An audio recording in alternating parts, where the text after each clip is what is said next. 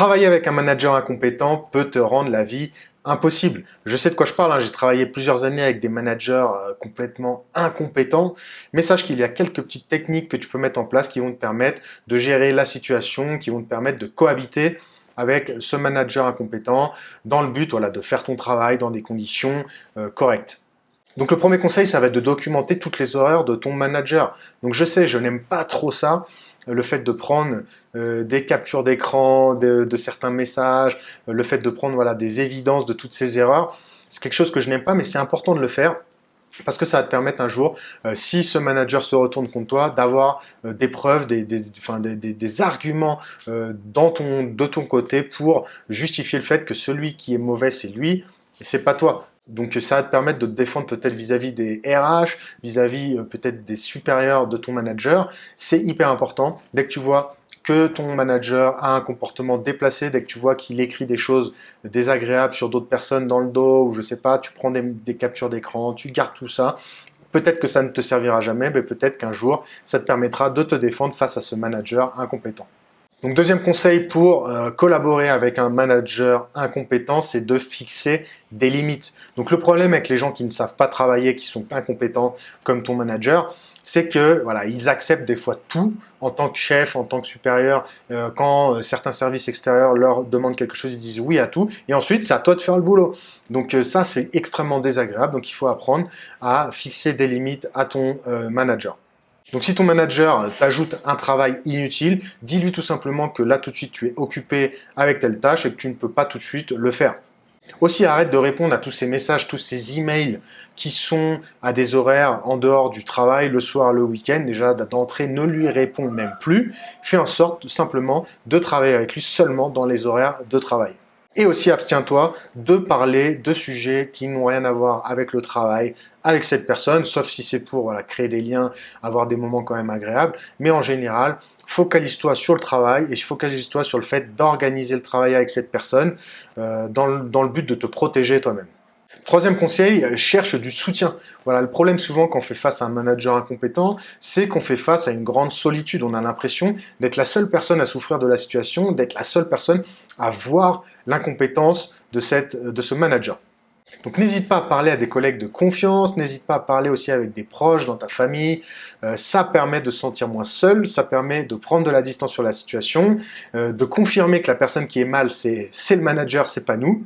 Et également, n'hésite pas à te faire accompagner peut-être par un mentor ou un coach qui vont pouvoir vraiment t'accompagner, qui vont pouvoir t'aider à fixer les limites avec ce manager, qui vont te permettre de trouver le moyen d'organiser le travail pour toi te protéger de la toxicité de ce manager incompétent.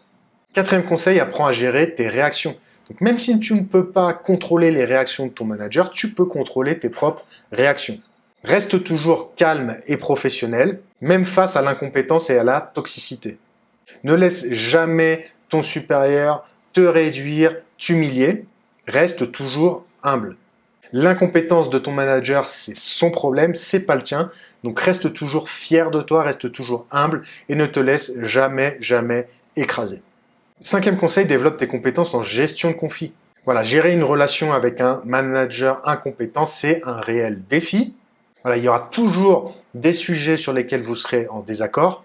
C'est la raison pour laquelle tu peux suivre des formations en gestion de conflits et en communication effective qui vont absolument t'aider, notamment si tu n'as pas la patience de traiter avec des personnes comme ton manager. Ça va pouvoir t'aider justement à avoir cette patience, à trouver les mots, à trouver les bons outils pour réussir à communiquer avec cette personne dans les meilleures conditions.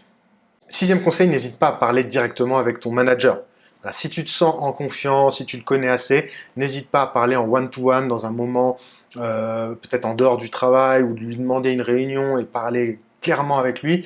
Des fois, le fait d'être honnête, de s'ouvrir, de dire « Ok, pour moi, je trouve que ça va pas, qu'on pourrait améliorer ça, qu'est-ce que tu en penses ?»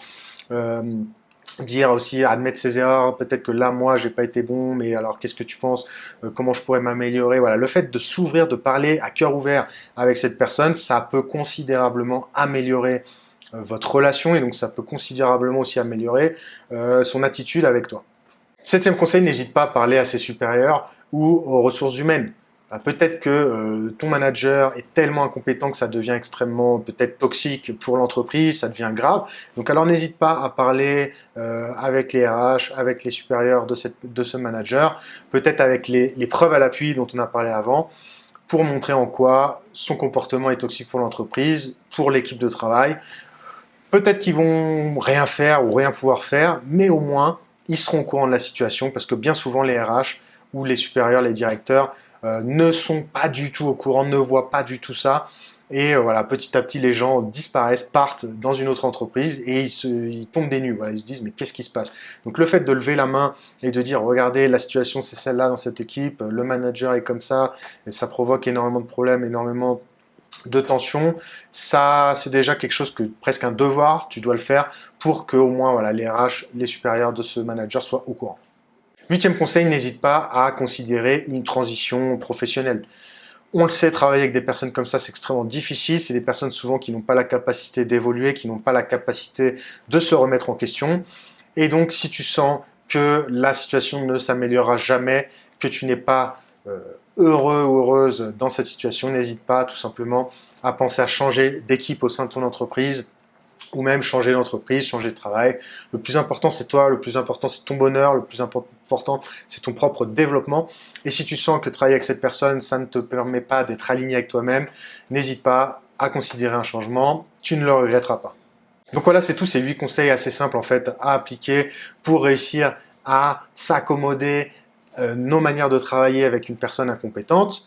N'hésite pas à me dire d'ailleurs dans les commentaires la technique qui marche le mieux pour toi ou peut-être d'ajouter une technique que je n'ai pas mentionnée dans cette vidéo.